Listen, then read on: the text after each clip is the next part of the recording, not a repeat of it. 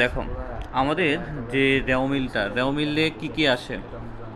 রেও মিলের ঘর কয়টা? আমার নৈবত্তিকে আসে। রেও মিলের ঘর কয়টা? যেমন ক্রমিক নং, হিসাবের শিরোনাম, খতিয়ান রমিলের পৃষ্ঠা, ঘর ডেবিট 4টা। টাকা, ক্রেডিট টাকা। চারটা। কয়টা? চারটা। কেমনে? পাঁচটা, 1 পাঁচটা, 2 পাঁচটা। 3 4 5টা। ছোট পেন্সিলে 5টা দুটো ঘর। করে। এখন আমাদের প্রথমে নাম লিখতে হবে, ছোট পেন্সিল যার বডি করতেছি, তারপর রেও মিল লিখতে হবে কত, এরকম লিখতে 31শে ডিসেম্বর 2015, যে সালটা উপরে লেখা থাকবে। ডেবিট মানে কি? ডেবিট মানে সম্পদ, ব্যয়, উত্তোলন। ক্রেডিট মানে কি? আয়, দায়, মূলধন। আমি এখানে পড়াচ্ছি ভাই, বাই করে এটা বুঝতে পারছো? এখন ধরো এক নম্বর কি আছে? হাতে নগদ। হাতে নগদটা কি? হাতে টাকা আছে, এটাকে বলা হয় সম্পদ। এটা কি বলা হয়? সম্পদ। আমি এখানে লেখার মানে কি, যাতে তুমি এটা জিনিস বুঝো এই জিনিসটা কি। তাই হাতে নগদটা কি? সম্পদ। সম্পদ কই বসবে? ডেবিট না ক্রেডিটে? উপরে লেখা আছে ডেবিট মানে সম্পদ, তার মানে ডেবিট ঘরে টাকাটা বসবে। নাকি বুঝেন নাই? বুঝছি। হ্যাঁ, তারপরে আসি।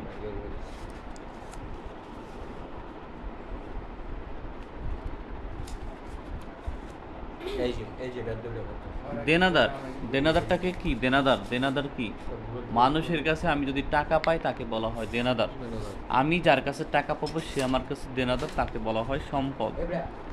কারণ তার কাছ থেকে কোনো সময় টাকা আনতে পারবো। আর সম্পদ কোথায় বসে? ডেবিটে বসে। পাওনাদারটা কি? যার কাছে আমি আমার কাছে যদি কেউ টাকা পায় আমি হলো পাওনাদার। আমি তার কাছে দায়বদ্ধ। আমি তার কাছে কি? হ্যাঁ, এই যে দায়, আগে বুঝতে হবে কেন ক্রেডিটে। পাওনাদারটা কি? দায়, এই জন্য এটা কি ক্রেডিটে বসবে।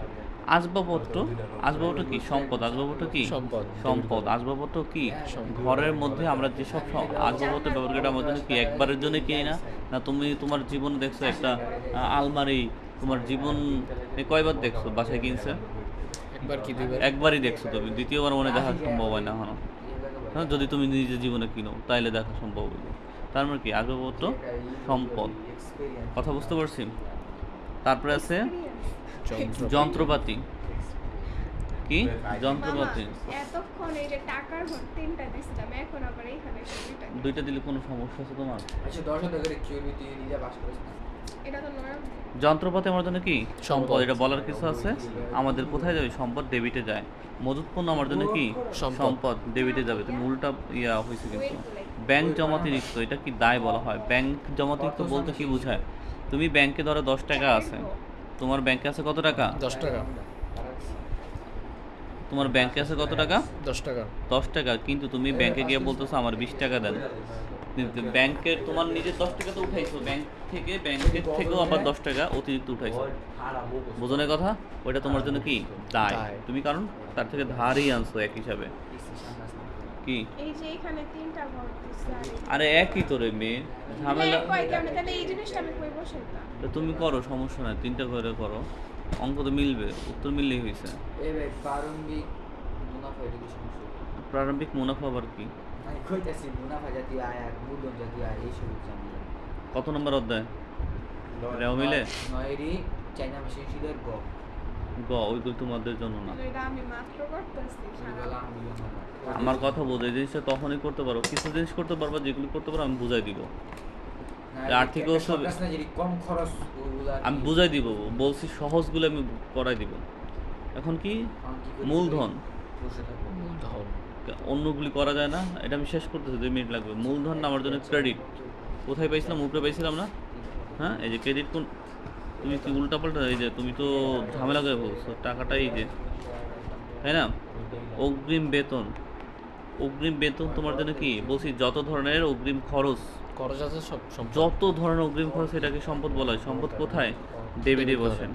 বকেয়া মজুরি, সকল ধরনের বকেয়া খরচ আমার জন্য দায়। আমার জন্য কি? দায়। তুমি বাকিতে খেলে তুমি দায়বদ্ধ না মানুষের কাছে? হ্যাঁ, দায়টা কি সবসময় ক্রেডিটে হয়। কথা বুঝতে পারছো নাকি বুঝো নেই? বুঝছি। ক্রয়টা কি? ক্রয়টাকে ব্যয় বলা হয়। ক্রয়কে কি বলা হয়? ব্যয়। ব্যয় বলা হয়। ব্যয়টা কি? ডেবিটে হয়। বিক্রয় আমার জন্য আয়। আয় ক্রেডিট পাশে বসে। আয় কিসের পাশে? ক্রেডিট পাশে। ক্রেডিট পাশে। পরিবহন ব্যয় আমার জন্য কি? ব্যয়। এই জন্য কোথায় বসবে? ডেবিট। ডেবিট পাশে। কমিশন আয় না কমিশন, মানে কমিশন আমি পাইছি না কমিশন দিছি, এটা বোঝা যাচ্ছে। এটা খুবই গুরুত্বপূর্ণ, ভালো করে মনে রাখুন। কমিশন আমি পাইছি না দিছি আমি জানি না। কমিশন আমি পাইছি না দিছি আমি জানি না না, কমিশন আমি পাইছি না দিছি আমি জানি না। না। এই জন্য দেখবা যদি শুধু এরকম থাকে কমিশন এটা ব্যয় না আয় বুঝতেছি না, তখন ডেবিট করে বসাবো। তখন ডেবিট করতে হবে। যে জিনিসটা আয় না ব্যয় বোঝা যাচ্ছে না কিন্তু এর পাশে যদি ওইটাকে কমিশন debit আয় হবে। লেখা থাকে, হ্যাঁ, যদি কমিশন আয় লেখা থাকতো তাহলে ক্রেডিট পাশে চলে যেত, আর ব্যয় লেখা থাকলে debit। ব্যয় থাকলে ডেবিট পাশে। কি লেখা আছে শুধু হুম, commission? শুধু কমিশন এরকম, শুধু ধরো বেতন থাকে, বেতন পাইছি না দিছি বোঝা যাচ্ছে না, তখন এটা ডেবিট হয়। বুঝছো। Save কথা করার বুঝ জিনিসটা। হ্যাঁ, সেভ তো বহুত আগে করার কথা ছিল। আজকে আবার কি সেভ করছিস